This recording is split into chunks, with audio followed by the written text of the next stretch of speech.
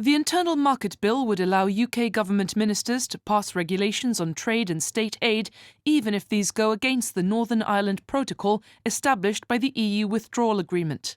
It's been met with strong opposition from the EU, which said the bill would constitute an extremely serious violation of the Withdrawal Agreement and of international law.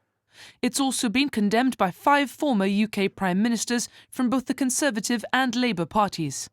Opening the debate on the bill in the House of Commons, current Prime Minister Boris Johnson said the bill was a safety net and a very sensible measure.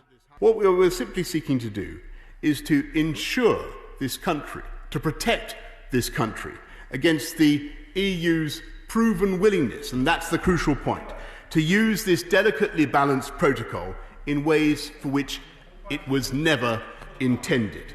So this bill includes our first step to protect our country against such a contingency by creating a legal safety net, taking powers in reserve, whereby ministers can guarantee the integrity of our United Kingdom.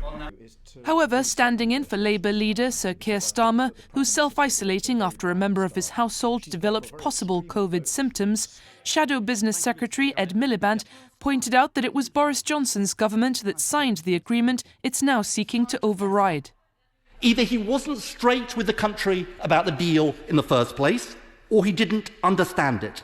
Because, Madam Deputy Speaker, a competent government would never have entered into a binding agreement with provisions it could not live with.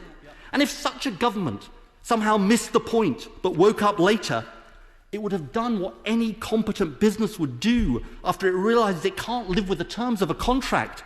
It would negotiate a way out in good faith. And that's why, Madam Deputy Speaker, this is also unnecessary. Given the overwhelming majority won by the Conservatives at the last general election, MPs backed the bill by 340 votes to 263. However, 30 Tory MPs abstained and 2 voted against the bill.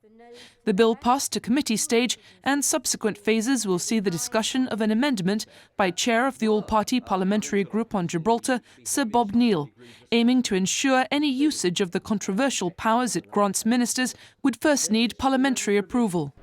If, as is likely, the Internal Market Bill is approved at its third reading, it will then pass to the House of Lords, where it is also likely to be met by further opposition.